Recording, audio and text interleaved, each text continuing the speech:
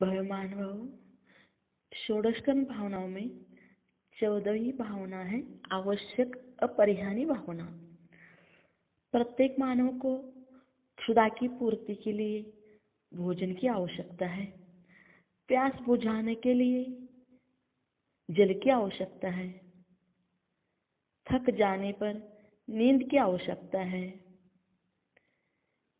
शरीर की निरोगता हेतु औषध की आवश्यकता है, संसार में सुखपूर्वक जीने के लिए पुण्य क्रियाएं आवश्यक है, आत्मा को परमात्मा बनाने के लिए साधु संतों को भी 6 आवश्यक क्रियाएं आवश्यक है और श्रावक की भूमिका में षटकर्म आवश्यक है।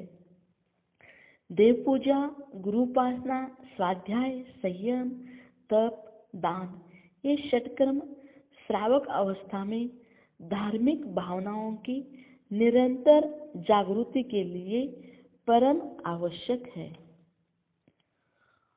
और साधु संतों के लिए भी समता, स्तुति, वंदना, प्रतिक्रमण, प्रत्याख्यान और कायोत्सर्ग, ध्यान ये 6 आवश्यक क्रिया साधु संतों के लिए भी आवश्यक है। देखिए, शतखंड के अधिपति भरत चक्रवर्ती अपने वैभव में रहते हुए भी 6 आवश्यक क्रिया करते रहते थे। प्रतिदिन द्वारा प्रेक्षण करते थे, आहार देते थे। जिस दिन सत्पात्र नहीं मिलता उस दिन पाप कर्म का उदय समझते थे। जब राम सीता वनवास काल में भी थे उस समय भी जंगल में साधु संतों को आहार दान देते थे। दंडक वन में आहार देखकर ही गिद्ध पक्षी को जाति स्मरण हुआ था। अतः अवश्य ही करने योग्य कार्यों को आवश्यक कार्य कहते हैं।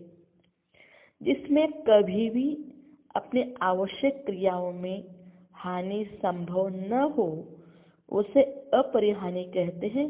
अतः आवश्यक कार्यों की भी हानि नहीं हो ऐसी निरंतर भावना भाने को आवश्यक अपरिहार्य भावना कहते हैं। जो कषाय राग द्वेष आदि के वशीभूत नहीं हो वह अवश्य है।